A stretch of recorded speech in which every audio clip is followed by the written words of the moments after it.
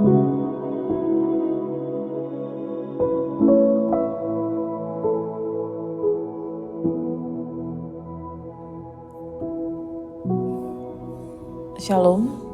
selamat malam Bapak Ibu, Saudara-saudara yang dikasihi dan diberkati Tuhan Yesus Kristus.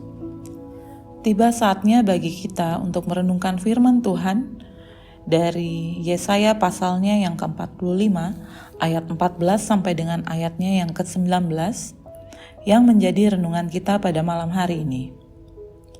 Sebelum kita membaca dan merenungkannya, mari kita bersatu dalam doa memohon bimbingan Roh Kudus.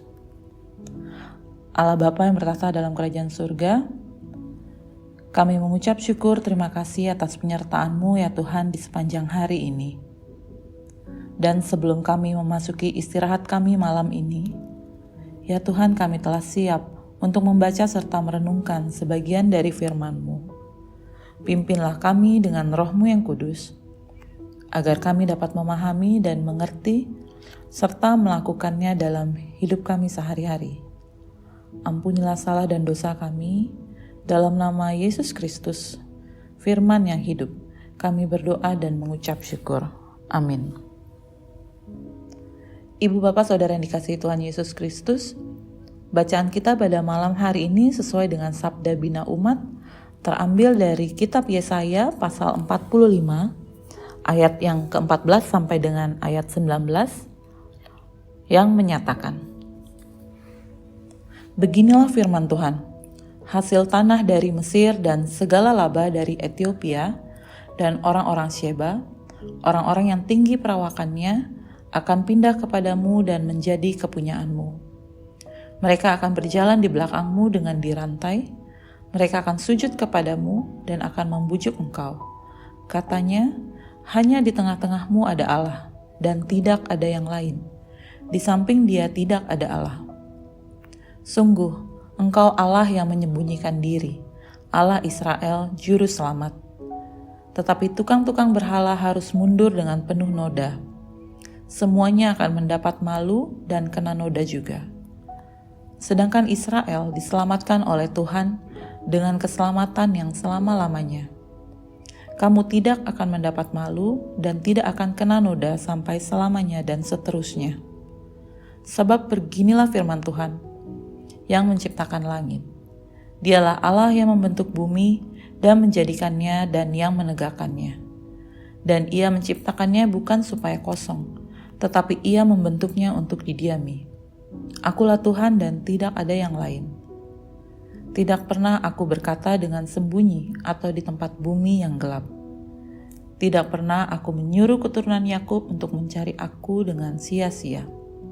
Aku, Tuhan, selalu berkata benar, selalu memberitakan apa yang lurus.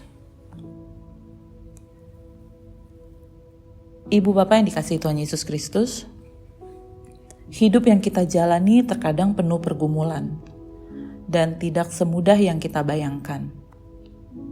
Karena pergumulan atau tantangan hidup itu tidak pernah kita rekayasa atau kita dapat perkirakan kapan akan datang dan menghampiri kita. Tetapi ketika Tuhan menempatkan kita dalam dunia ini untuk menjalani hidup, tentulah Tuhan juga menjadikan kita sebagai rekan sekerja Allah. Dengan tujuan agar kita memelihara dan merawat bumi ciptaan Tuhan. Tapi tentulah kita tidak sendirian. Dia selalu ada bersama dengan manusia.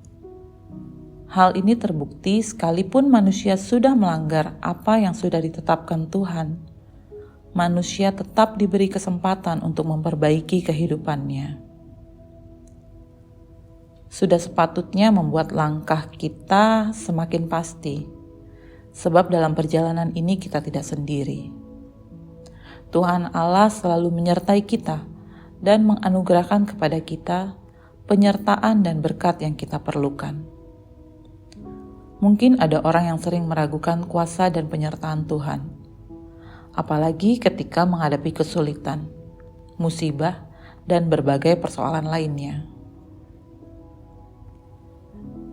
Harus diakui sepanjang perjalanan sejarah keselamatan, ketika Tuhan memulai dengan pemanggilan Abraham, Ia tidak membiarkan Abraham berjalan sendiri tanpa arah. Begitu juga ketika umat Israel keluar dari tanah perbudakan di Mesir, Tuhan selalu menyertai dengan tiang awan dan tiang api. Begitu juga dengan umat Israel ini. Dalam konteks bacaan hari ini mereka sedang berada dalam pembuangan di Babilonia. Sepanjang berada di pembuangan, Tuhan tidak pernah membiarkan umatnya seorang diri di tengah penderitaan mereka. Hal ini terjadi dalam kehidupan orang-orang Israel yang mengalami penindasan di Babel.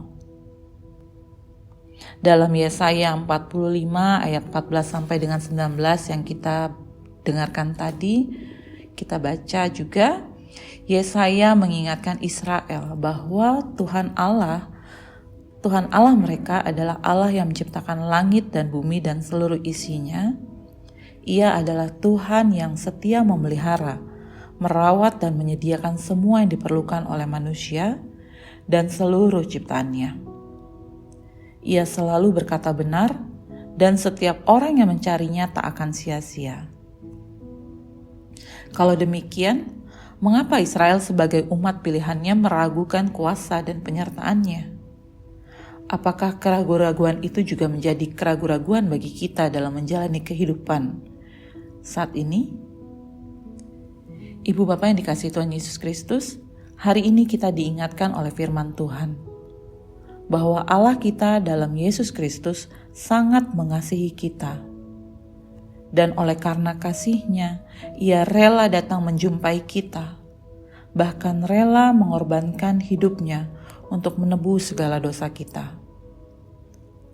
Kebangkitan Yesus dari antara orang mati memberikan sebuah bukti bahwa Allah sungguh hadir dalam diri Yesus Kristus, sehingga maut tidak mampu menghancurkan tubuhnya yang kudus. Kebangkitan Yesus dari antara orang mati memberi sebuah bukti bahwa Allah tetap hidup dalam diri orang percaya. Ketika Yesus bangkit, Ia pun menjumpai murid-muridnya agar mereka yakin bahwa mereka tidak seorang diri. Yesus selalu menyertai mereka karena Dia hidup. Sampai hari ini pun Yesus tetap mendampingi gerejanya di tengah kesulitan apapun. Bahkan Yesus berjanji akan menyertai kita sampai akhir zaman. Ibu Bapa yang dikasihi Tuhan Yesus Kristus, memang perjalanan kita masih panjang dan kita tidak pernah tahu apa yang akan kita hadapi di hari esok.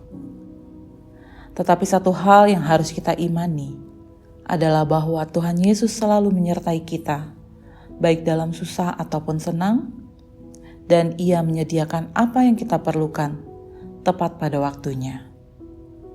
Tuhan Yesus memberkati ibu bapa sekalian beserta keluarga. Amin.